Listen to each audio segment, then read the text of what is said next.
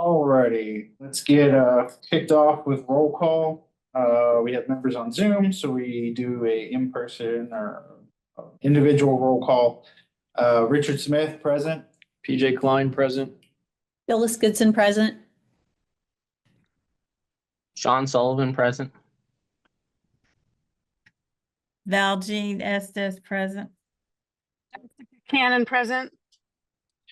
All right, then first order of business is approval of the previous month's minutes.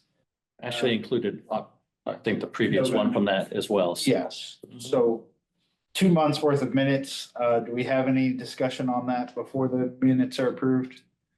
Not hearing any. All right, minutes are approved. Move on to item number 1, committee chair and vice chair term discussion. So David, I'll let you go ahead and just kind of give the rundown of this. Yeah, well, our rules of procedure really don't define if we need to, if there's any term limit for the chair and co-chair, or if the committee needs to vote on it in any way. So we brought this up at our agenda review meeting last week and just really left it up to Sean and Rich to kind of have just a quick discussion about it with the committee as a whole. So. I have thoughts. Please share. I think the chair role, kind of moving forward, not when we started, but kind of moving forward, should really be somebody who's on their second term. Just to make sure that we have some consistency. Vice chair, not so much, but also I don't think there's a need for term limits. What I'm really afraid of or concerned by is we have somebody who comes in and says, oh, I'm interested in being chair, and then it becomes like a disruptor. Right. That they haven't been there for a period of time. Also know that I believe that our charter says that we're limited to 2 terms. I think it's 2 4-year terms. Believe so as well. And I know we've had trouble trying to get retention. And so, I put my application in again for my next term. But I don't know, what does that mean 4 years from now? I don't know if we're going to get somebody else who's interested. Has it been 4 years already? There's no way. Two consecutive 3-year terms. Oh, it's 3-year terms. Okay. So it's been 3 years. Okay. Makes sense. 2022 to 2025. You guys all have tenure. Yeah. Yes. Does that get us a parking space or Yeah. what comes with the tenure? Coupon for food outside? Yeah. But that would be my only thing from a chair perspective that, vice chair, I don't think it matters how long you've been tenured, but from a chair perspective, I think we would want it to at least be somebody who's completed multiple years, whether it's 2 or 3, a full term before we would want to appoint chair. But then also we voted in the past of electing a chair. So. Yeah. Did we do that when there was a transition or just for the initial? We elected a chair the first time, Yeah. and then. I think we had to, like, we didn't cast votes as far as like who should do it, but when I nominated myself and then same with Sean, there was a vote to confirm. Yeah. Which I think is fine going forward. Yeah, I don't know if we're supposed to do it annually because we all have staggering terms. So the general discussion between Sean, myself and David were, again, basically what you said, like, we don't really feel that there's a need for a term limit. We think it probably makes sense to have that discussion annually as far as to see if there are other people who are interested in chairing or vice chairing. And we had discussed having some kind of minimum amount of time served as a requirement before. Now, I had said at least 1 year, but I'm certainly open to whether it's second term or multiple years or however the committee feels about it. My gut feel would have been 2 years, but at 2 years, you're almost at 3 anyway. Right. So I might as well just say 1 full term. Sean, I know you had mentioned being open to seeing if anyone else wanted to vice chair. or if you just want to share your thoughts or comments. Yeah, just if anybody wanted to take my position, they're welcome to it. I've just had a little bit more on my plate with a new job, making it hard for me to get to the location in person, and had 2 kids, so I got a lot on my plate. Yeah, 2 So if last year. anybody is, what's that? My twins? Yeah. Well, no, one's a toddler and one's a newborn. Yeah. So if anyone wants to take my position, I'm willing to give it up, or I can continue as well. It's not a ton of work. It's just more of a little bit more of a disruption to my own paying job. So.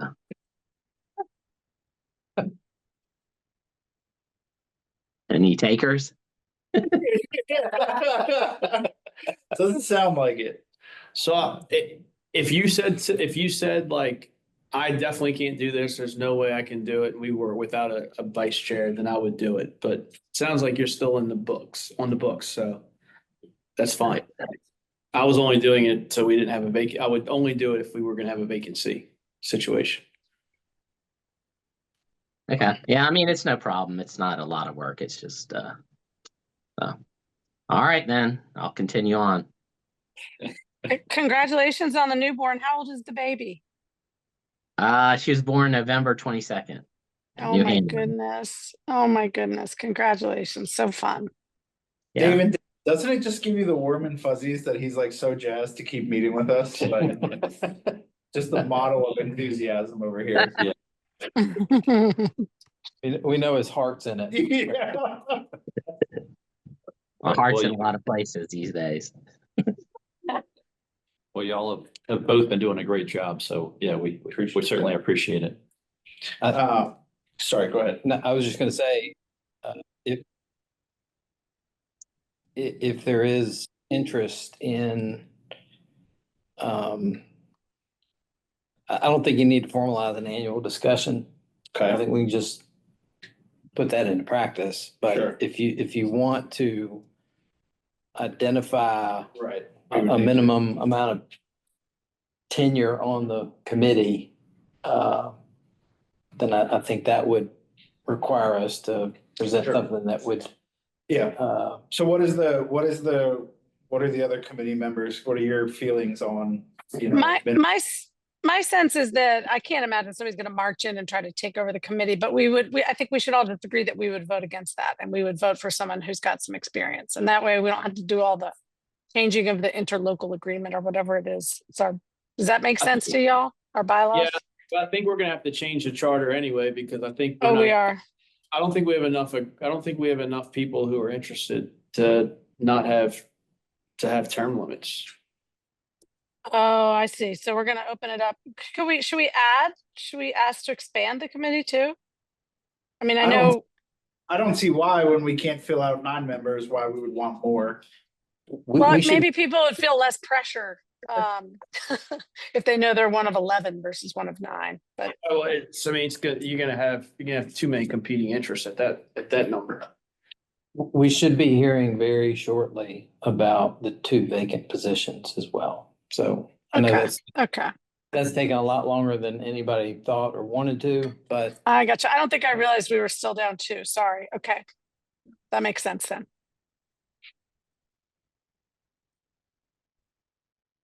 I mean, Don't feel strongly one way or another. no, I mean, I think it adds a lot that somebody does have experience.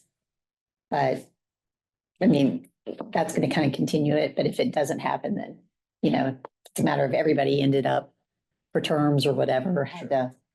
My only It is what it is. hesitation with like saying, they need to be in their second term is again, just with the retention side of it. Is like, I just worry, like, we're gonna throughout the years, they may run into some situation where like there's only one person who's in their second term, or I don't know what, just through the staffing gaps and stuff. So in my mind, if that also pigeonholes you into a Right. much more difficult situation. correct. So- So in my mind, whether it's 1 year or 2 years, in my mind, that gives them time to sit here to gain the experience, and understand how the committee works and the processes work. and kind of the general overall direction that we're moving in. And if they want to change things, then that can be their prerogative. But it's forced them to take that time to at least get the experience of like kind of how this process works. So I'm open to making a motion.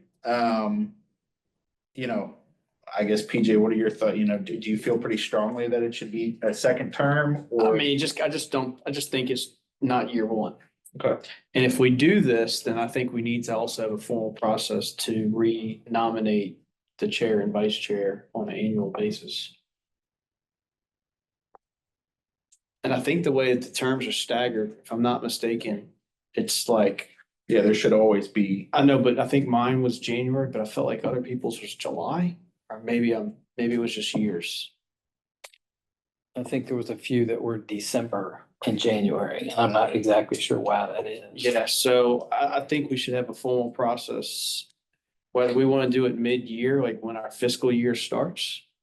Or how, we should have a formal process to renominate. And, you know, we can use the word freshman, right? First year people, but we shouldn't have, I don't think we should have first year at minimum of being able to be eligible for chair, vice chair.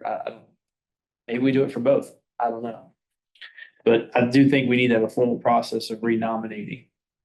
I don't think that causes like a significant, it's not a significant lift for us to do that, right? I mean, you know, like that essentially that's what we just did here. You know, I said, I'm still willing to serve.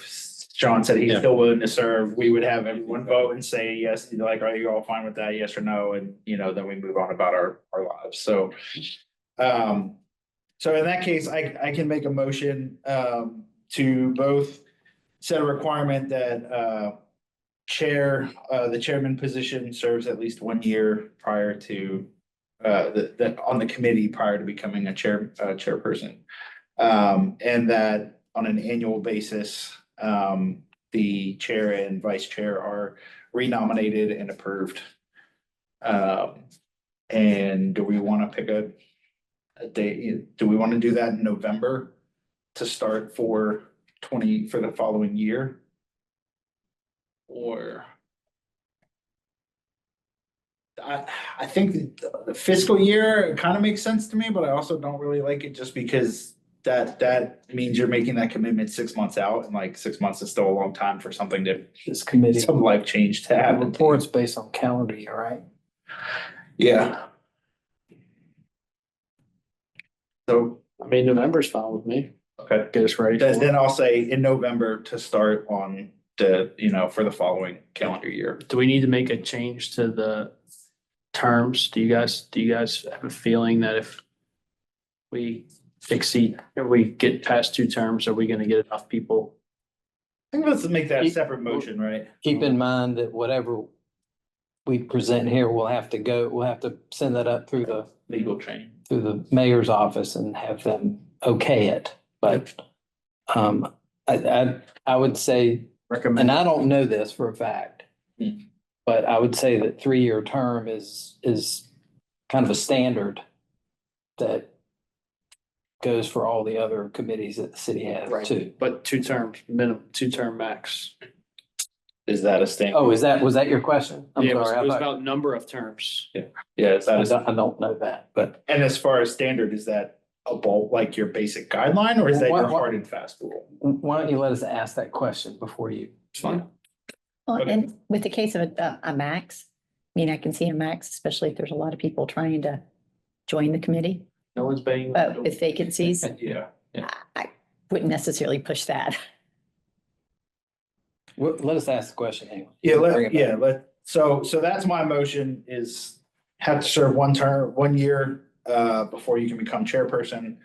In November, we will renominate and, confirm chair and vice chair for the following year. So before you finish your Sure. thought,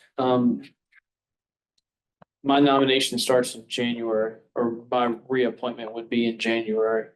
So if I wanted to run for chair, I'm a new person. I want to run for chair. I in theory have to wait 23 months. I mean, would you feel comfortable if we say you can nominate yourself in November after you've served for 11 months? Or do you want that? Well, I'm just thinking about this from a legal process. How do we write this down? You say they have to have a year of service and it's 365 days. Based on the expirations within the committee right now, if you just change November to January, That's fine.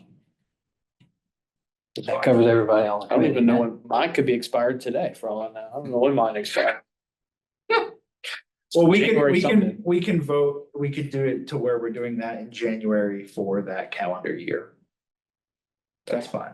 I'll amend that to from November to January. I just don't want us to get a pickle. We got something, we got it. Yeah, that's just, sir. So we need a second at that point. I second it. Okay, we have to roll call vote, in person first, Richard Smith, aye. PJ Klein, aye. Phyllis Goodson, I. On Zoom. Sean, Aye. Jean, Aye. Okay. All right, motion passes unanimously. Do we want to talk about term limits? I would say let's have you guys ask that Let question. us ask that question. We'll bring it back. Yep, report back to us. I mean, if somebody else is willing to take my role, wants to, great, but you know. Yeah, I mean, Can't even get no, denied. it's a good question to be looking at forward thinking as far as we don't want to leave the committee in a pickle where we're like, okay, well, we're out. Good luck filling seats, you know? So yes, I think. But I also don't want to be here 10 years from now. Right, so hopefully make progress before that. I hear you. All right, so report back to us on that. Moving back to next to item number 2, just general updates from David. I'll take that. Yep. At least most of them. So yeah, first bullet point there is update on the CPACE resolution. Right now, we have it on city council's agenda for the first meeting in February, or at least for the brief, we're doing a briefing. And just as of today, we've confirmed with Larry Price, the gentleman that came in, well, remotely discussed it with us a couple months ago from the North Carolina Economic Development Council. He's going to provide a briefing as part of that agenda briefing on that February 3rd, the Monday morning to city council. So I think he's going to do it virtually, but you know, we're still waiting for the final documents. You know, the things that we presented to all of y'all were still labeled draft. So we're still waiting for that from them. But hopefully we actually have a call with Larry, Dave and I on Wednesday, just to kind of get an update on where they are with that toolkit document, as well as what that presentation at the agenda briefing should look like. I'm still adamant about city council not approving anything until after the county does. I'm having lunch with Madeline from the county tomorrow. So yeah, we'll find out. And, you know, she and I have been back and forth on this, and we're both, we're like, well, we need to see the final document in order to be able to provide accurate information to our leadership. So Yeah, I'm not opposed to the program, but if the city spends all this time and puts a resolution out there and the county says no, it's worthless. well, I think there was some kind of language in the toolkit if that was a case. So I don't think the city can do anything without the county's approval. Yeah. Because it goes on county tax records. yeah. So anyway, yeah, so I'll follow on the conversation with Larry this week and my meeting with Madeline this week as well. We'll have an even fuller picture of kind of where everybody is. Can you maybe get some clarification from Larry and Madeline if she knows, just as far as, like, I know PJ's concern as far as like what involvement does the city have as far as that goes, you know, is there any part of it that goes on on the city's books, is there any, I know last month there was some talk about like there may be some administrative duties that fall on the city. So just getting clarification, like, and not from a perspective of like, well, is this gonna be too much for the city to handle? But just as far as like, well, how much involvement does the city actually have? And, does this resolution help with that in any way? Yeah, all of that is certainly important, just kind of what's gonna be the administrative and legal liability of the Yeah. city, but, let's not lose sight that this is hopefully a good program Correct. and it's gonna help drive energy efficiency in the private sector, which is all good for us in regard to driving down energy demand. So lose sight of that as well. Yep. Yeah, I mean, this group has been very supportive of the program already, so yeah, appreciate y'all's. I know this is another one that's kind of been going on for quite a while, but definitely a lot of steps in this process. Wish we could use it for this building since Yeah. part of it's leased. Well, that brings me to the second bullet there. So y'all are aware that we receive our direct funding through the Department of Energy for the EECBG grant. Well, the State Energy Office also received a pot of money that they were supposed to allocate to governments, local governments that did not get the direct funding like we got, which most of the larger cities in the state got the direct funding. State Energy Office was supposed to allocate the rest of it to smaller communities across the state. They did not get enough applications to fully allocate their pot of money. So they opened that up to anybody in the state. So we've submitted another application to the State Energy Office for $475,000 for energy efficiency work here at the Skyline Center. So, yeah, obviously some low hanging fruit here. Lots. So we've applied. Doesn't mean we're going to get awarded. It's going to be certainly very competitive for that limited amount of funding that they still have left, but they were, your project had to be between $100,000 and $500,000. So Has there been we haven't seen the final report from the Terracon, Terracon. they're Still working. spurring those guys to get that report. It was promised back in November and they still haven't gotten it. So And has there, because I think, just thinking out loud, it would have been a nice, helpful piece of information to be able to provide the State Energy Office if we had an ROI on those yeah, upgrades. If we can show how fast that's gonna recoup the legislature's money. I mentioned in the application that we've had that energy audit analysis performed, but we were awaiting the final report and that was gonna help guide Sure. what we could do right away versus what, maybe more of a capital improvement project. Has there been any, I mean, I don't think you guys are directly involved with the Terracon. Has there been any, expletive reason given as far as what their delay is? Not to us. I'm sure there's some thoughts on that, but Yeah. not to us. But they've been promised to have it by the end of the month, so hopefully it's upcoming soon. Fast, but they were gonna have any kind of 18 days counting. yeah. Yeah. I've asked if they're gonna have any kind of a sit down meeting to go over that report with Terracon to be involved as well. I'm just curious, this is more just curiosity question, like. Does the municipal government ever have like? Are there any penalties for contractors that like miss their deadlines? Under different circumstances, yes. Okay. Or a variety Yeah, of sure. circumstances, yes. Okay. But for a consultant, Yeah, they will get to you when it gets to you. it's it'd be much more difficult than, I mean, we've seen it in construction contracts, Sure. but not a consulting contract. Okay. I was just curious. How much was submitted to state energy? 470. 475.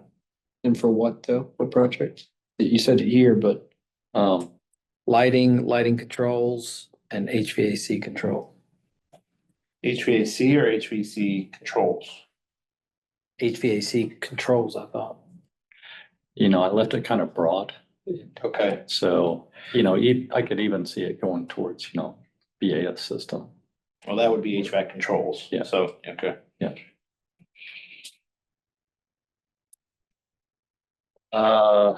Next, we continue to make progress on our RFP vendor selection for the fleet transition study. That's coming up to council as well soon to get that grant fund ordinance for the allocation of those funds as well as letting council know which vendor we're going to select. So we've narrowed it down to our top three, and we'd like to do a interview with at least the top one. The other top two were, I think, both over budget, but they ranked highly, but what they quoted was above what we have to pay, so. But the top vendor was just below budget, and we had 5 people reviewing the RFPs, and from across all 5, it's like that one ended up with the highest ranking. so curiosity on the fleet EV transition that we're shooting for. Does that allow for the purchase of hybrids, or is that already allowed? Yeah, there's language in there for EV or alternatives, particularly as perhaps there's some time for bridge vehicles, I would say, in there. Okay. Go ahead, Davey, we're gonna. No, I think that one of the other tasks is to help us develop a policy, a fleet purchasing policy that allows us to go. We did that already departments. though. So I thought we had all these examples from all the other cities, what it looked like. We have examples, but the city has not formally adopted a policy. So we're going to use this consultant. One of their tasks will be to help us formulate a, more Wilmington specific policy. I mean, obviously our preference is EV, but there's some situations where maybe hybrids make sense. Yeah, agreed. Charging infrastructure, availability. Yep. Use of the vehicles.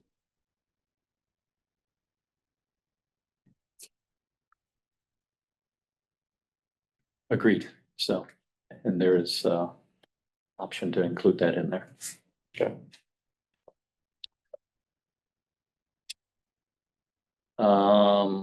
Lastly, the annual greenhouse gas emissions report. Just kind of key points that are coming out from finally getting all the data together is we've got about a 20% increase greenhouse gas emissions this year, somewhat to be expected as got, this building now on the books, as well as some of the surplus properties that are still on the books that we've got to get rid of. One of them is tore down. That, Better than I think the so. others anymore. That'll be going away next year. Actually, we've transitioned the Alien Hall as well to the organization over there. So that's going to be coming off our books.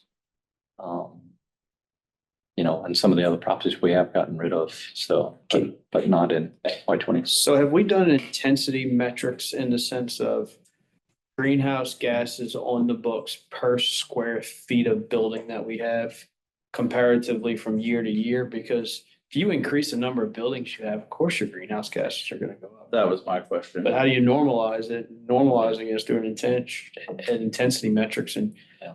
you guys aren't making anything, so it's probably gonna be square foot. and usage. We have some 24/7 buildings, we have some that are not. Well, but that operation doesn't change year to year in general, Yeah. Right. you know? Yeah. So as far as comparing apples to apples, like the per square foot allows you to compare apples to apples when we, Just looking at EUIs, basically Sure. EUI for greenhouse gases. Yeah, we've got that. Because you just said it went up 20%. And That's, then, yeah, that's just, well, it went up 20%, and we took on this building, and like, they really go up 20% then. Yeah. I mean, it did nominally, but went up 20% with the addition of X thousand square feet. yeah. Yeah, keep in mind the GHG report is fiscal year, not calendar. Over the last year. so our natural gas usage also went up. Propane usage went up. Different heating type in this building than others. This building doesn't have any heating. This is all electric. Electric. So what was the natural gas, and do we know generically? Natural gas. Dayland went up because of the HVAC upgrades. And they introduced, or we had to introduce outside air into the makeup, which is automatically gonna have an increase in electricity, but they're also incorporating the use of the boiler into the process just to keep humidity under control. Humidification. It's, Propane, are we, the fire department cooking more at their place or what? What about propane? Yes. I mean, the only time, propane's probably bulk, right? Delivery, it's not. Yeah. It went up marginally, so. yeah, it's a small part of It's this. gotta be. And Single digit. fleet fuel usage went up about 1%, so. Nominally, again, And it's almost like how many employees the city had. In the last calendar year, how many vehicles that translated to. so anyway, this is gonna be an up year regardless for greenhouse gas emissions, but not unexpected with some of the changes. It's explainable. It is, Right. yeah. And, hopefully, next year we'll see a significant decrease. Do you also track the unit rate? The unit cost? Uh, Gas, electricity, propane? Certainly for electricity. So just thinking out loud as far as, ways to relate this back to city council and kind of keep their attention is, our natural gas price, our natural gas usage has increased, and for your city council interest, the unit price also went up 45%. And so keep that forefront of mind when we bring you energy efficiency projects that we would like funding for. Keep in mind that natural gas prices have been increased by X amount. So my brain went a different way when you first started talking about this. I don't know. I've never seen this done, but I wonder if there's ever been like it would be a carbon tax calculation in a sense, but like cost per greenhouse gas, like in pounds in a sense. And for every so many pounds we decrease, we could expect this kind of rate of return. And then you can say, okay, well, here's $100,000 lighting project that will equate to this many pounds reduction. What's the cost savings for this? So you're not only getting the energy efficiency calculation savings from the utility, but man, I think we're gonna start seeing carbon taxing. Maybe. I'm not sure what this administration is gonna do, but it's one way to kind of normalize it.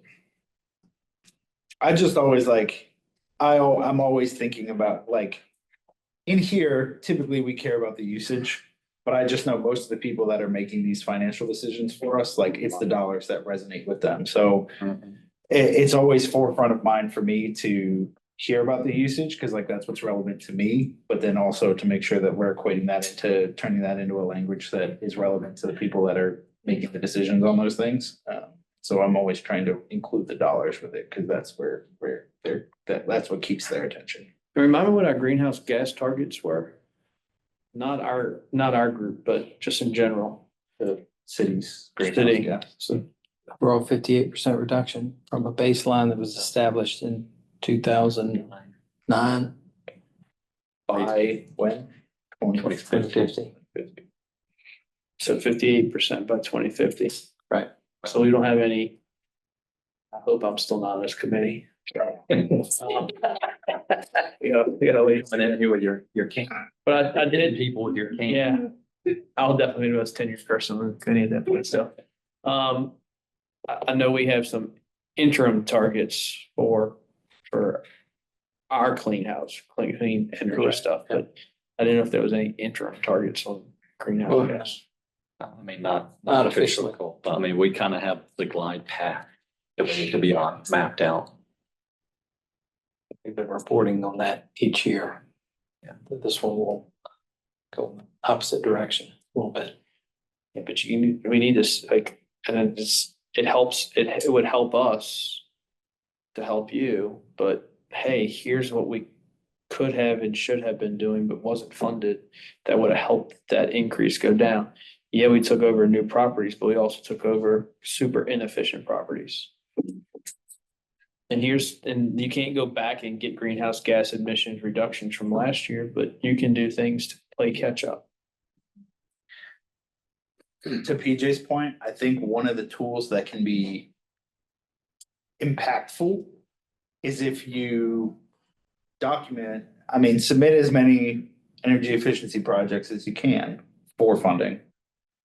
And you can keep an annual tally of what the ROI on that is. So let's say you requested a lighting upgrade, for this building 4 years ago.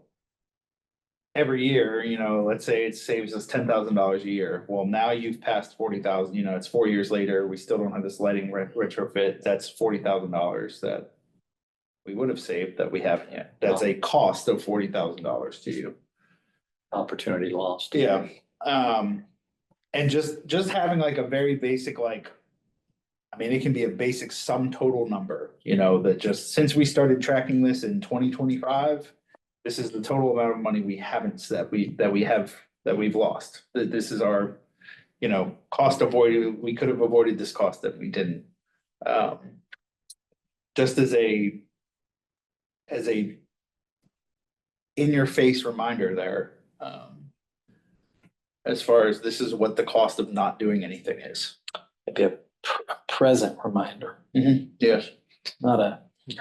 Yeah, sure. I mean, just the small incremental projects that we could have done since this committee started, you could have basically paid for another employee plus. Right? The money we would have saved could have bought us somebody else to continue. It's kind of like the flywheel analogy. And We gotta get going, and from an energy efficiency, I know we just got this grant from ECCGB locally, and we also follow with the state, but like the progress we're making is not on existing operations. The progress we're making for the most part, and some of them are like the HVAC replacement, at City Hall, but it's new buildings. It's like we're not I think we're only scratching the surface of what is possible. And it's real money, right? It's taxpayers' money. Yeah, so far the budget that I've had to play with is Too small. too small. Yeah, so, say $40,000-$50,000 a year. And I think that in my mind, a big part of the problem there is that your budget is separate from the M&O budget.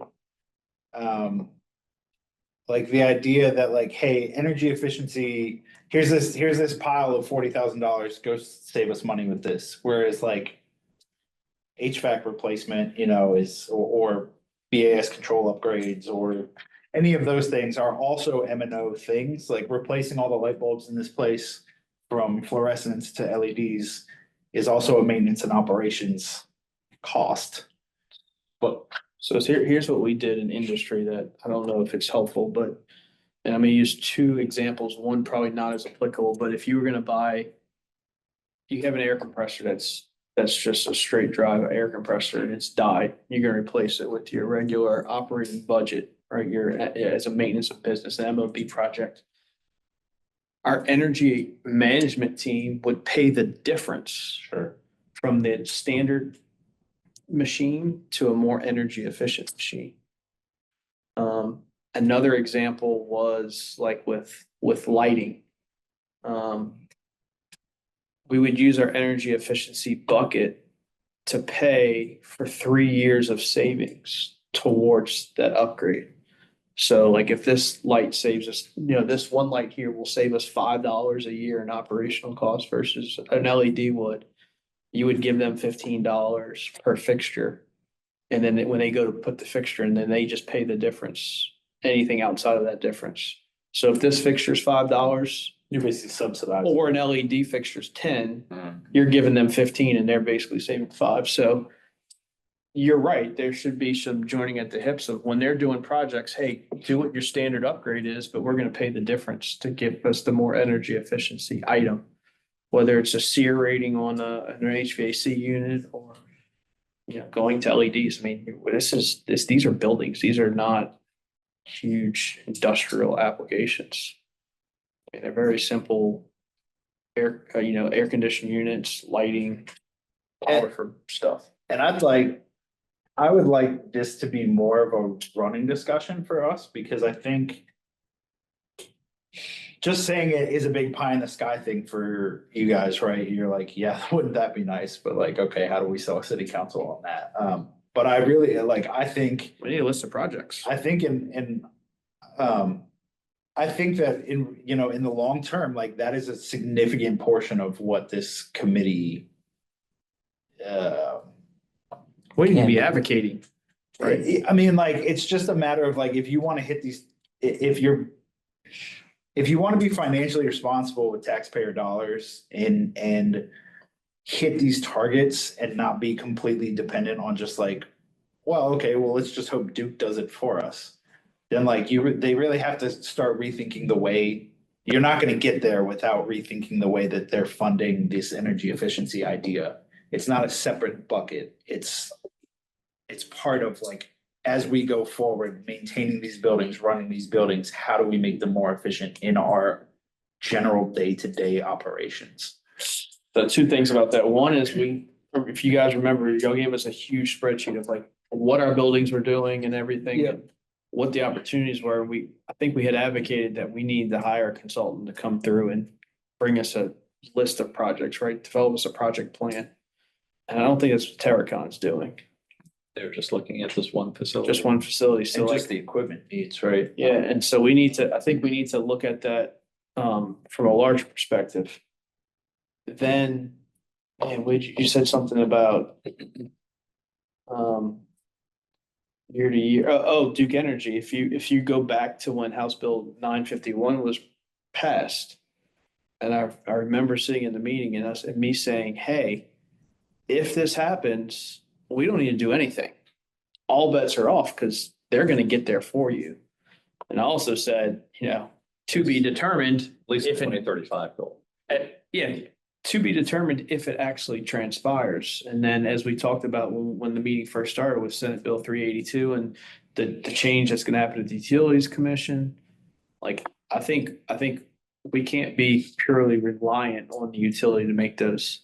So I think that needs to be part of the conversation to the city council, which is, hey, we were on the path because of what was going on at the Utilities Commission along with the utility, Duke Energy. But now there's some uncertainty. And we can't be reliant upon the utility to meet this goal for us. We need to be making some serious investments if we're serious about this. And then, $40,000 is nothing. Spend $40,000 before I even drive out of the parking lot today. and to me, that the way you sell that is you go back to the dollars, right? Is that in the long term, this is saving taxpayers, right? Like these LEDs cost 1.5 times as much as your fluorescent, but like they will pay for themselves within X 3 many years. years, 3 years, and you're getting 17 years of savings, Lower maintenance costs. lower maintenance costs. Same with the EVs, like you guys have already given us figures as far as what the study said as far as lower M&O, like your maintenance and operations costs on those versus a gasoline vehicle. I mean, to me, like give that to city council, we're like, yeah, we're paying 10 grand up front, but we're saving 40 grand over the next 10 years. Like, you know, let's assume some of you guys are still gonna be here at that point. Like, wouldn't that be nice to have that extra cash? Or what programs can we strap for money for one calendar year? Because we're gonna make it up in the other, you know, by making investments. So a lot of these programs that we have in the city and county and state level, like they have a limited rate of return. Where this actually will generate money for the city council to be able to spend to do some of those things. I'm not saying that we shouldn't do things to help our community out. I'm just saying some of the programs that we do have no fiscal rate of return back into the city. So like, you know, I don't want to derail our meeting and have us talk about this the whole time, but you know, my kind of point for today from that is just that I'd like this to be more of an ongoing topic as far as how we can advance, like the things we can do to move that kind of thinking forward. Or who do we have to get into our, like, we've invited city council here before, like, we need their help, like, hey, there are some huge opportunities in energy efficiency space to save not only the city money, but also do the right environmental thing. Well, where are we missing the mark? Like, I know you guys presented a whole bunch of projects, and I don't even think it made the city council, already got cut before it even got to that level. Which one? Like when we were putting the budget together. There was Yeah. money in the budget that never even made it out of the first round of budgets. Yes. 2023 fiscal year. Well, what we put in the budget was the recommendation for the fleet EV transition. Yeah, study. we were asking for more and it didn't make it in there. Yeah, projects, like, energy efficiency projects. I think part of it was the pilot, the EV pilot. I don't remember off the top of my head, but I remember with what PJ's saying that there were. Well, we can certainly bring this back on a more regular basis as a topic. Yeah, that's certainly appropriate. I mean, if we start doing projects after the study came out, or after we did the whole research project, before this committee was formed, we would be printing money right now. Most of these projects are 3 to 5 year paybacks. We did that study and we did that whole committee in 2020. And The task force. yeah, we're now at 5 years, and we've done nothing to normal maintenance upgrades. I don't believe we've done much. I'm not saying we haven't done anything, but I don't think we've done much outside of, we're gonna go do this project because it's energy efficiency. We've only done, hey, we need to upgrade this system because it's dead. And it ends up being more energy efficient. Well, We're proactive, we're being reactive versus proactive. Our approach. And how do we change that? well, and I think.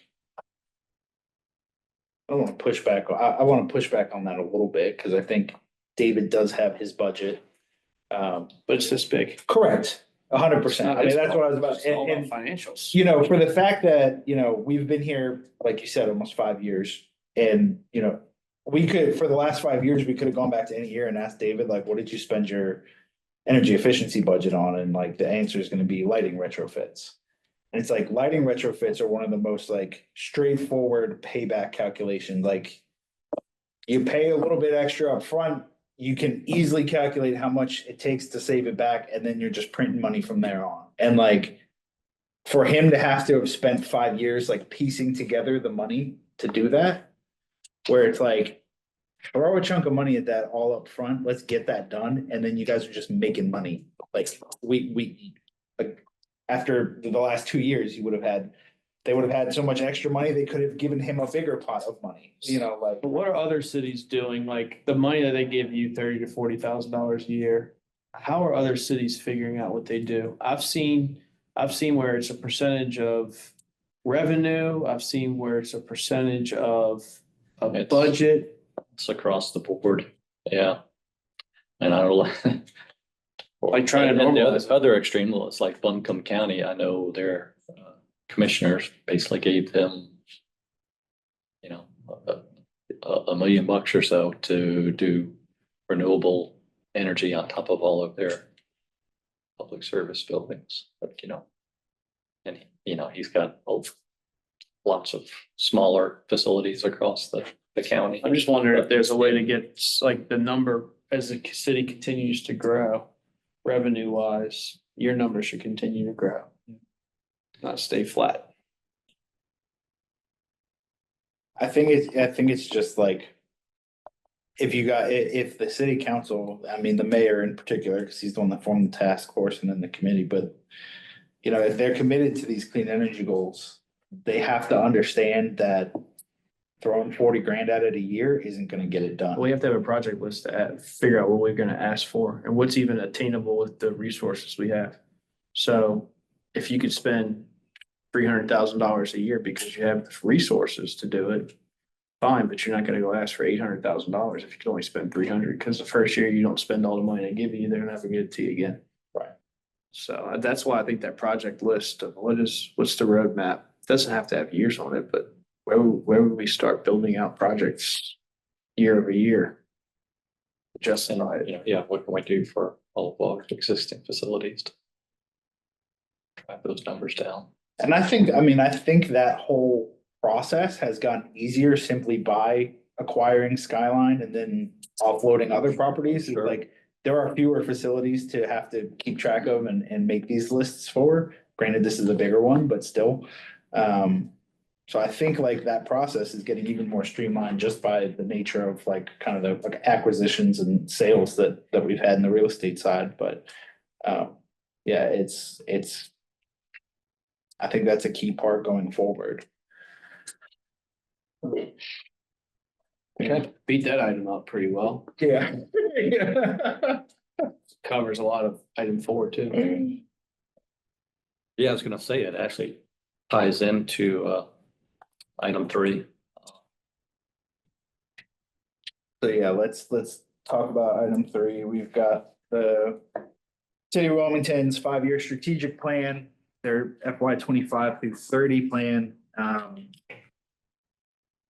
And the request from staff had been for us to discuss recommendations for them to bring to the strategic plan work groups. So who's got some? And, Dave and I are both on some of the work groups, so, these are things that we can take directly back to our respective groups. I know I'm on that, second one, that, efficient, accessible, multimodal, as well as, sustainable city infrastructure, so that one certainly, I think, aligns well with some of the items that we're working on. But we've just been harping on energy efficiency for city facilities, as well as that, resiliency aspect. So, that when you begin that resiliency conversation, you're certainly beginning to, include things like renewable energy across the board. So what are they asking for us to do? Bring back ideas to tie into these? Yes.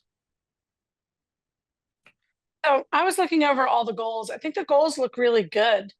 And from our perspective, I don't know that I would change anything, but I'm interested. I wonder if we could get like maybe a quarterly report underneath each of these categories, what projects are being worked on. I know that's sort of Dave, we're supposed to interface with you to get updates, but I think seeing something written like an outline within this focus area, the efficient, accessible transportation part, because that seems to be the only part that really pertains to us. But I don't know, do you guys have interdepartmental communications on these different things with updates? I think we could be more helpful if we knew a little bit more granular detail about what y'all are working on in particular. I don't think it's, I think the establishment of that communication is still a bit a work in progress. So I certainly appreciate what you're asking. I'm not sure we're quite there yet, Jessica. Gotcha. And maybe that could be sort of in the back of your mind as you guys are, working on these various projects. I mean, I want to see energy efficiency somehow built into our strategic plan. What I don't know how to do that is, my first thought was, well, maybe we can tell people how to be more energy efficiency. And I think Duke does that already, right? So this is talking about the community perspective, but also from a private sector or public sector in a sense. I mean, you guys are the only game in town, so we should being more sustainable in our operations. Are you pointing to this one? That, I mean, to a large extent, it's written broadly enough that that's what you guys have been talking about. Identify sustainable and long-term funding for asset maintenance and development associated plans. Well, it's not only for funding for asset maintenance, it's for sustainable operations through energy efficiency. Increase the resiliency of public infrastructure through identification and improvements of network vulnerabilities caused by storm events and natural disasters. That's not us. Improve efficiency in waste collection and recycling efforts. I mean, I see no reason why there can't be a bullet point below it that says, improve efficiency of city building operations. And there can be, these objectives for all Right. broad areas. Right. There's additional objectives that you guys would like to see in there. That's one of the things we're asking for as well. I mean, I think it's almost, and I'm generically speaking, because I'm combining greenhouse gas and clean energy at the same time. But it seems like we would want to say, continue to fund projects in order to maintain path towards clean energy and greenhouse gas targets. I would say increase. Continue to fund, I'd say increase funding. Increase, yeah. Continue to support, but not give money, just tell you to go do it. But I think it could be underneath that objective. And maybe we can change one of the bullets slightly to add some wording, or if it's its own new bullet. So I'm noticing every single objective has 3 bullets. So you need to have 4. Yeah, and again, these don't have to be the only bullets.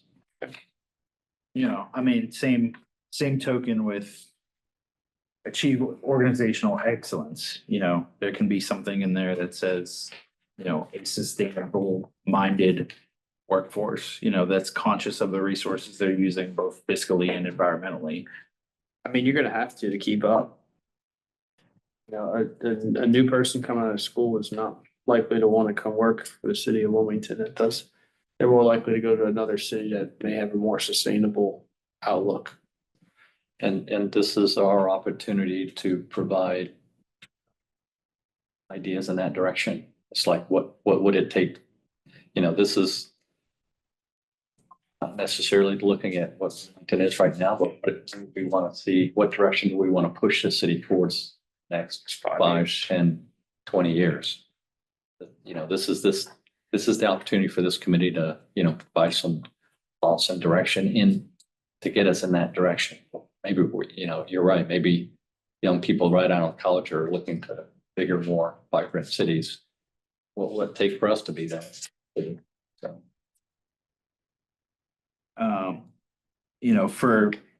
For the first one, thriving, inclusive and affordable communities, I would say increase sidewalk access.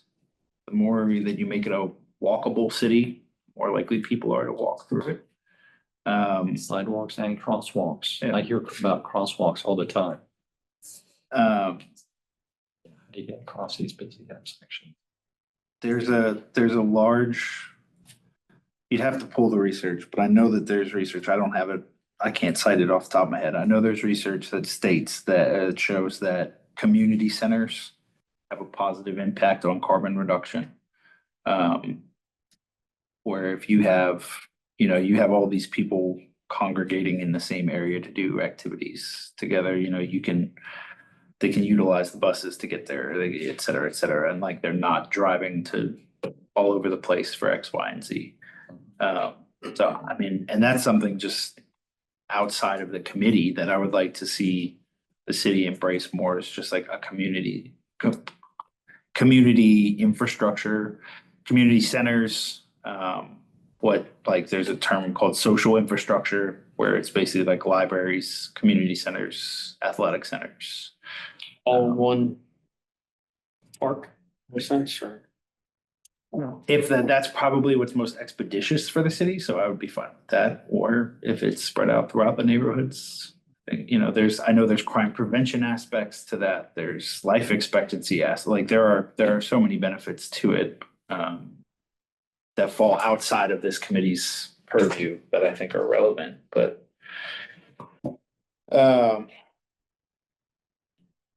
I mean, city infrastructure, we already talked about that. I mean, it's energy efficiency.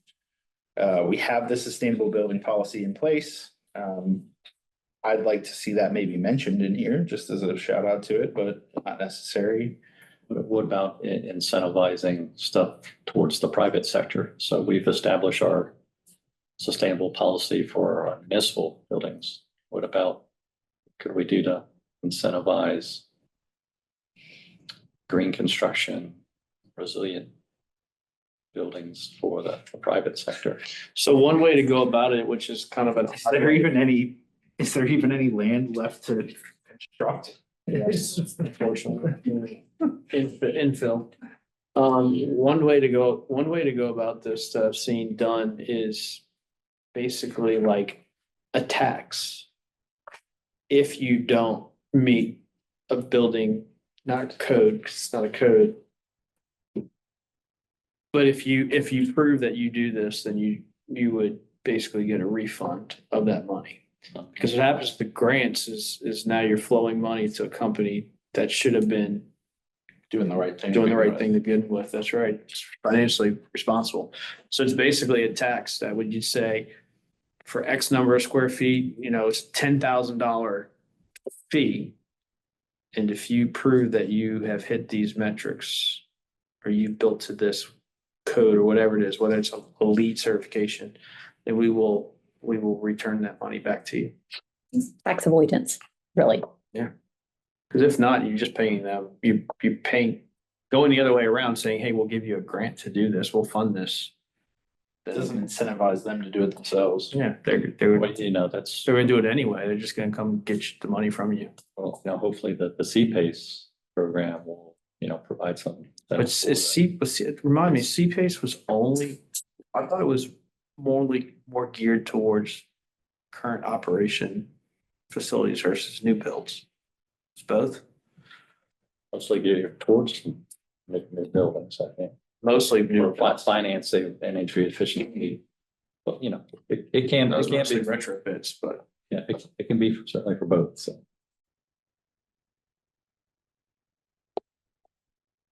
well, maybe CPACE is the answer. It certainly, you know, makes it pencil out for projects to include much more energy efficiency and. So for your organizational excellence, I would recommend something in there about developing a workplace policy and a workplace culture that endorses sustainability. You know, whether it's a policy about we have this many recycling bins on a floor or whatever.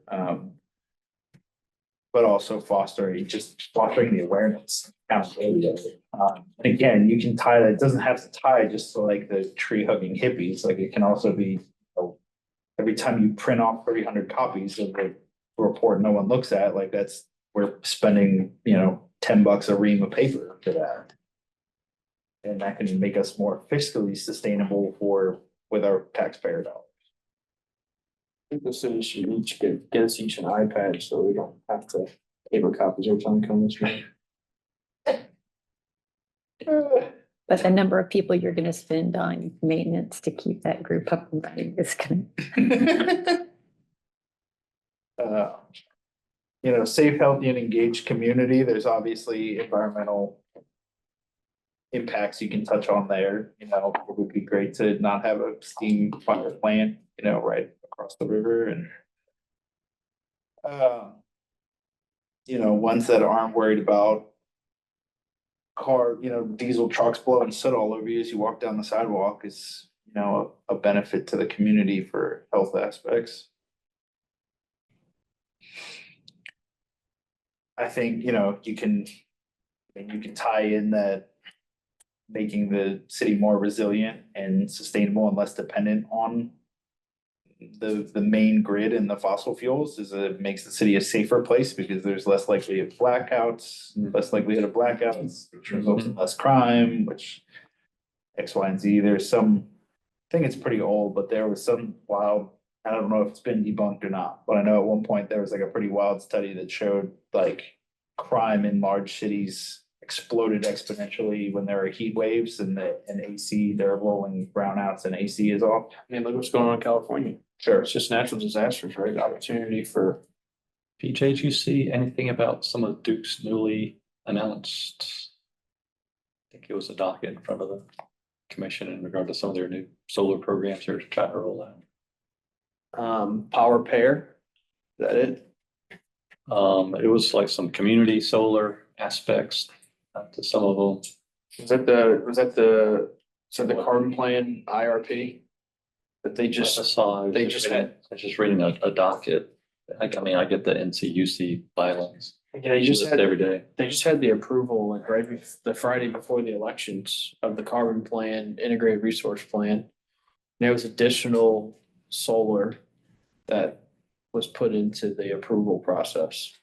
But I also know that they just approved last year the power pair I program. think this was some new pilots that they're trying to get for their official programs yet.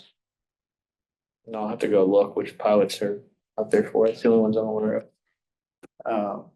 And then the last one, cultivate an environment of economic growth, job creation. We talked about that last month, just as far as the amount of business that clean energy can generate, I think a great example of that would probably be ask the guy who runs Cape Fear Solar, how many employees did you have 5 years ago? How many employees do you have now?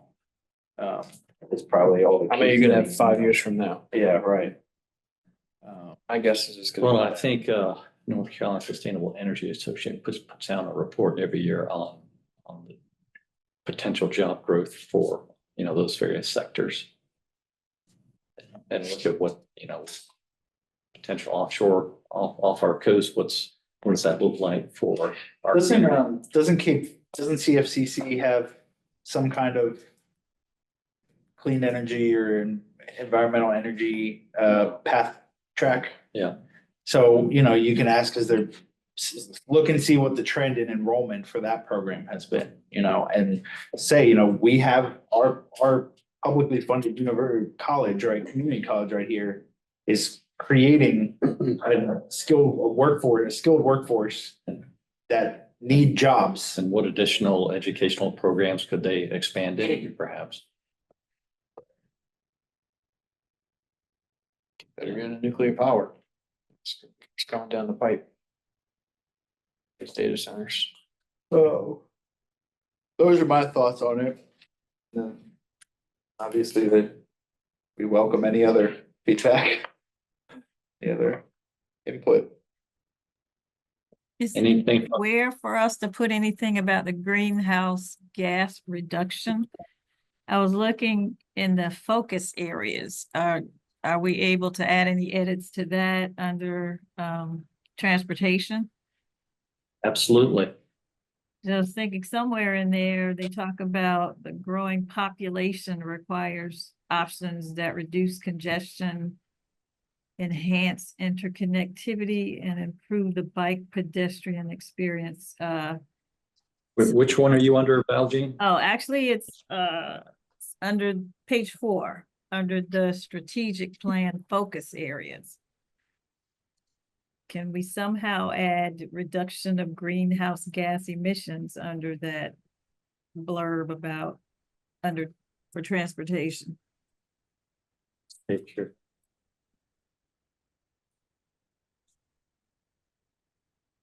City's diverse and growing population requires transportation Right. options, reduce congestion, enhance interconnectivity, and improve bike pedestrian experience. City will continue to prioritize the building and maintenance of sustainable and resilient infrastructure.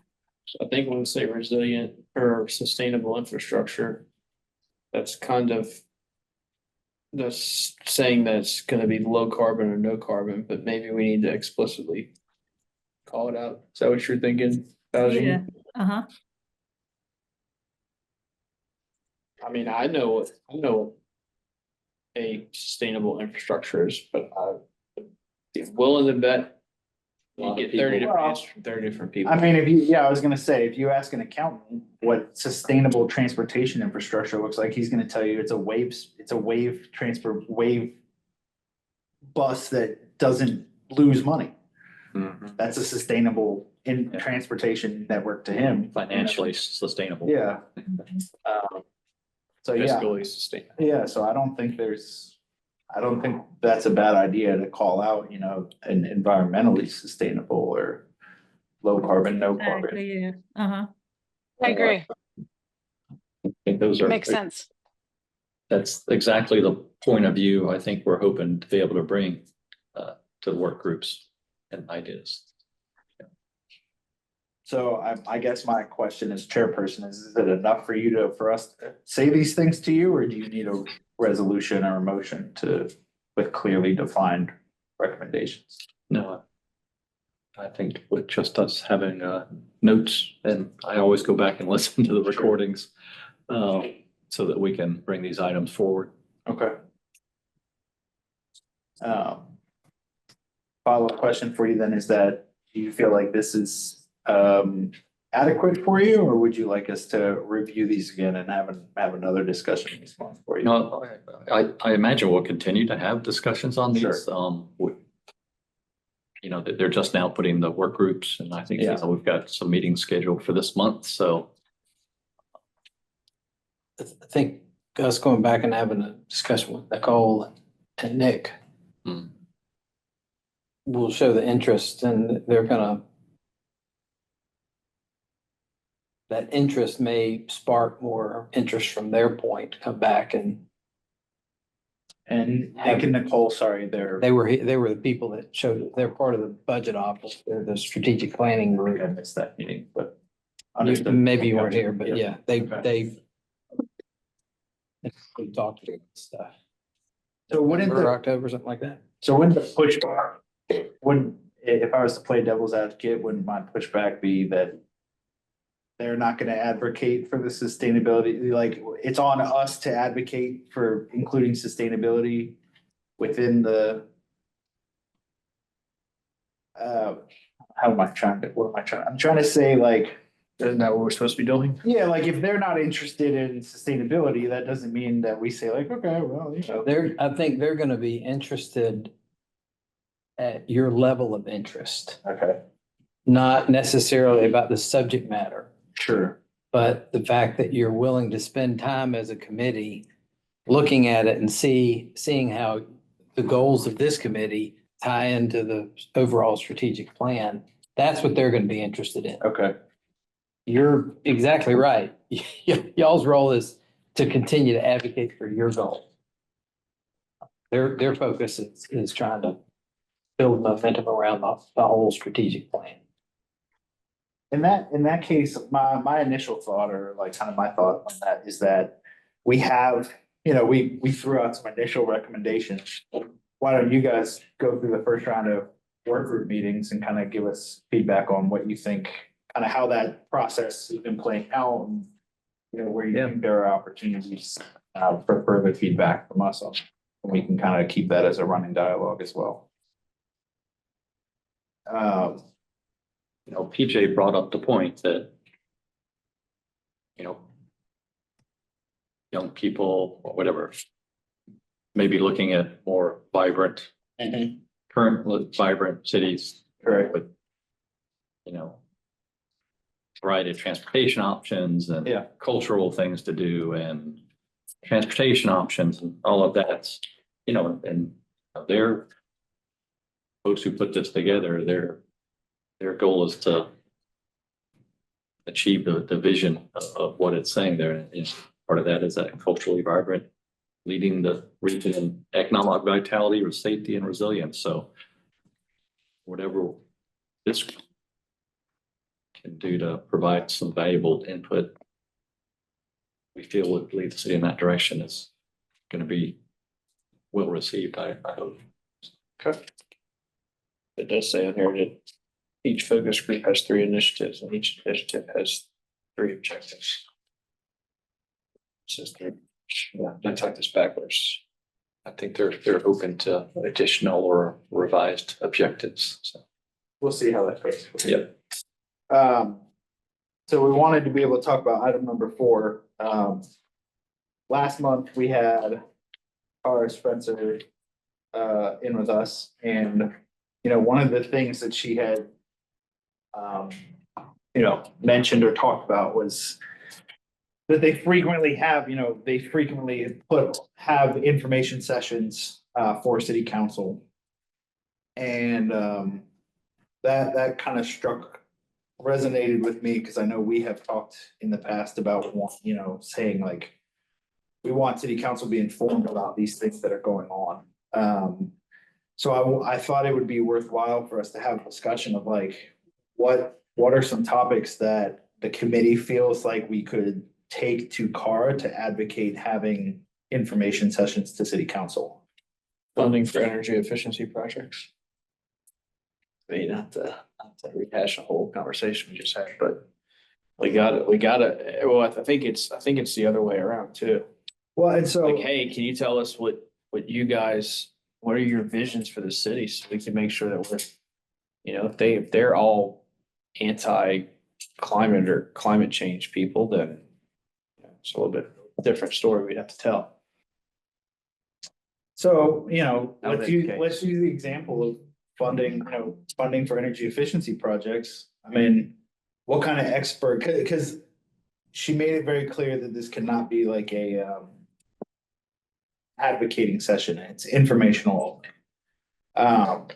So what kind of expert would you like to see for that? In my mind, it would be some kind of like financial consultant accountant that can give you the dollars versus investment. Like, here's the payback on these kind of projects. Here's some opportunity, like it's when we go hire a consultant to go and give us a roadmap over the next 5 years of what is achievable, both from resources and money, a plan, and say, hey, here's the dollars and cents, right?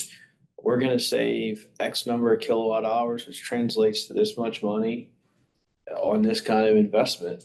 And we need this in order to get to this goal.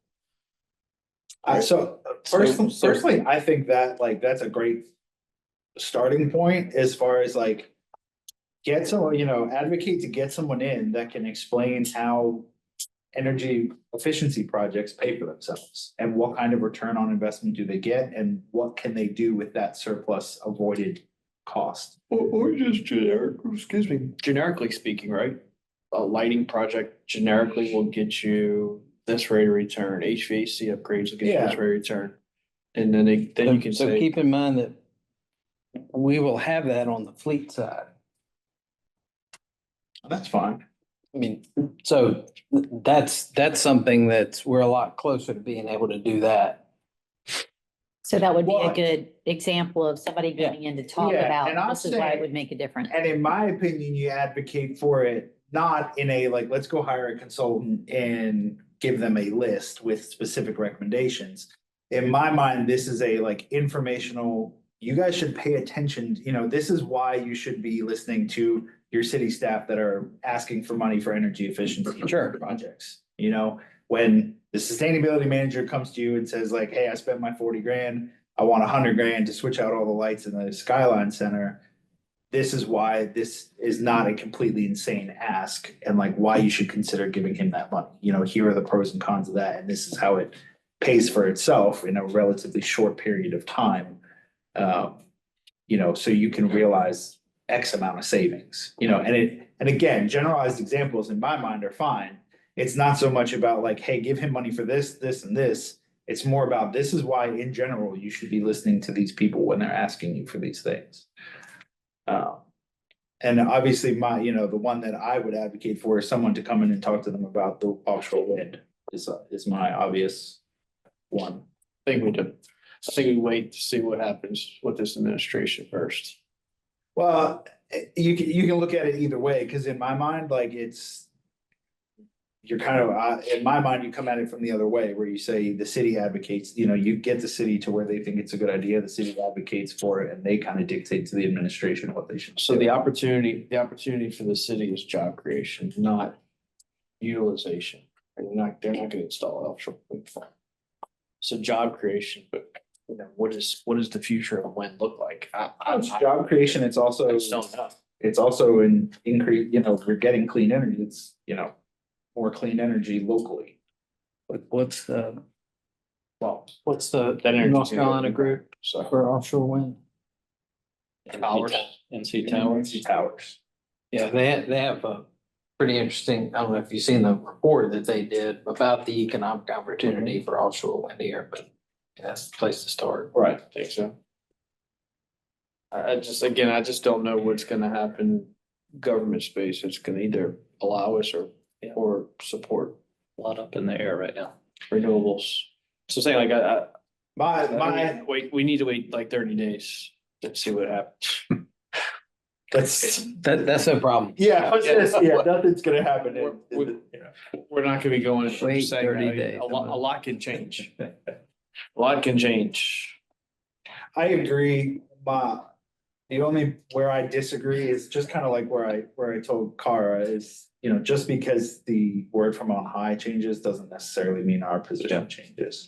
So, Well, I don't Just to think, go along with PJ, let's make a TikTok video about offshore wind. That might change the support. you better hurry up because you may not have TikTok. yeah, I was gonna say. My whole thing though is there may be the opportunity for us is not gonna go away. It's just, what are we gonna be advocating for? What is that? Yeah, but what's the best avenue? I'm still all in on energy efficiency.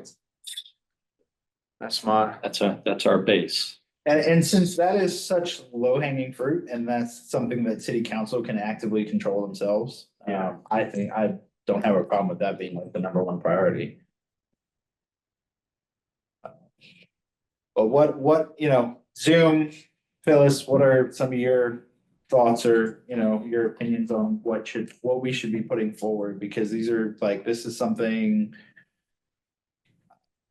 that I'd like to actively pursue, it's someone that solicited our feedback as far as what are some of the things that we can be talking to city, putting in front of city council. I want to give them something that can make a difference. I agree with the two thoughts you discussed, and I think not taking advantage of what you're potentially going to be doing with the vehicles is a swing and a miss if we don't take advantage of that. I mean, maybe it needs to be said a little bit softer because they are information sessions, not you're messing up. But, kind of showing and then parlaying that into, this is just one particular area. This could also be achieved in these areas.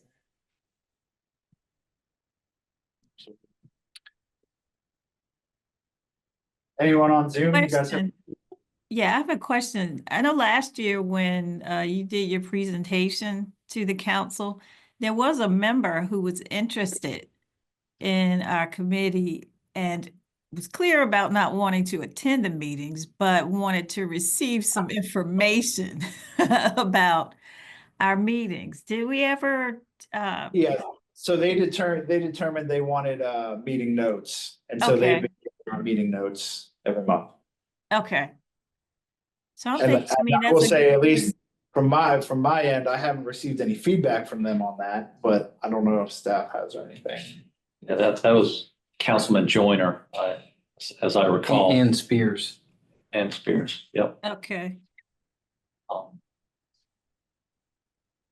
So we present them with the monthly agenda and we also provide the monthly minutes Correct. Okay.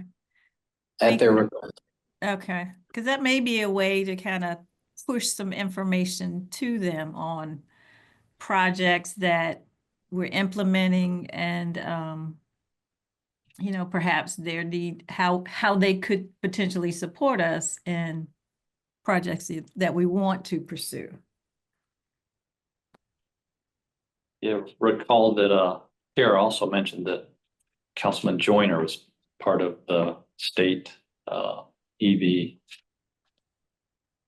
transition group of, you know, the governor appointed one of the work groups. So, you know, some of the items that they're working on perhaps could tie in well with at least our EV transition plans and EV infrastructure. So Dave, do you think that's something if you get reported out or if somebody covered that, you could forward it along to us just as an informational item? You're talking about Is his that- partic- The His task force, participation. yeah. Have they promulgated anything? This task force that David Joyner's on, I haven't seen anything. can certainly look into that. Get back to the group on.